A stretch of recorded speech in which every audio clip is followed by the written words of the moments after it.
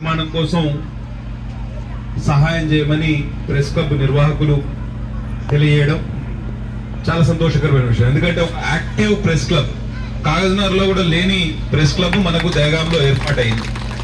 అందున library Ambedkar memorial లైబ్రరీని ఆ ప్రెస్ క్లబ్ లో ఏర్పాటు చేసి పోటీ పరీక్షలకు సిద్ధమవుతున్న ఎవరైతే నిరుద్యోగ యువతి యువకులు ఉన్నారో వాళ్లకు చదువుకోవడానికి ఒక ఆసరా ఆలంబన కల్పించిన మీకు ప్రత్యేక ధన్యవాదాలు. ప్రతి ఎంపీ గారి నిధుల నుంచి మేము అడగగానే అదనపు గదుల నిర్మాణం కోసం నిధులు ఇచ్చారు.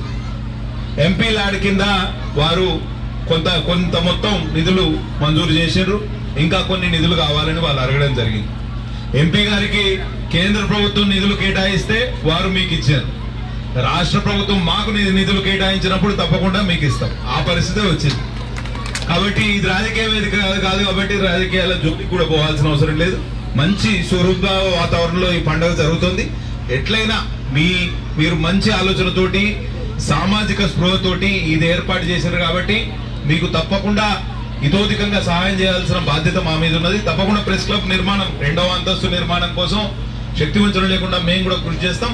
కొంత పుర ప్రముఖులు కానివ్వండి, పెద్దలు కానివ్వండి, మీరు కూడా కొంత సహకరించండి. ఎందుకంటే ఇది అందరికీ నలుగురికి ఉపయోగపడే ఆస్తి, తరగని ఆస్తిగా ఉంటది కాబట్టి తప్పకుండా ఆ విధంగా కృషి చేయండి. అట్లనే అక్టోబర్ 1వ తారీఖు నుంచి కాగజ్నగర్ లో నైపుణ్య శిక్షణ తరగతులను కూడా స్టార్ట్ చేస్తున్నాం.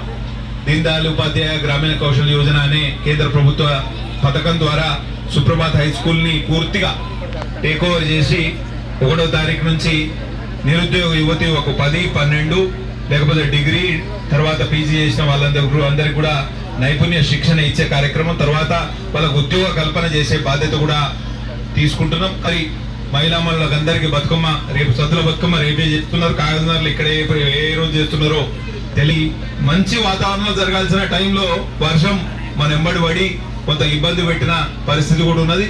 తప్పకుండా రేపు సద్దుల బతుకమ్మ కూడా సంపూర్ణంగా మీరందరూ సామూహికంగా జరుపుకుంటారని ఆశిస్తూ సెలవు తీసుకుంటున్నా. బోలో భారత్ మాతాకి.